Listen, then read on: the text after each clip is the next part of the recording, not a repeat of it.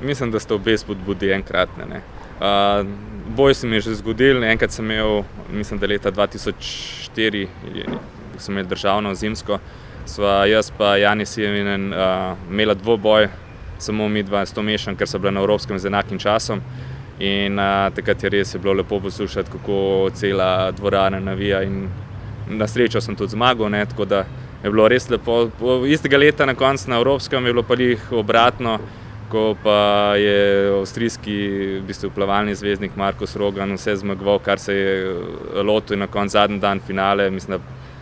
2-3 discipline do konca prvenstva je bilo s to mešan in mi je bilo prav prijetno, kako se je, mislim, da je bilo 3000-4000 ljudi, kako se je drl za njega, mi je bilo prav, z veseljem sem rekel, adijo, dol greš, in v bistvu takrat sem zmagal, mislim, za 60-70 in moram reči, da je bilo približno enako navdušenje, kot če bi vsi navijali za mene.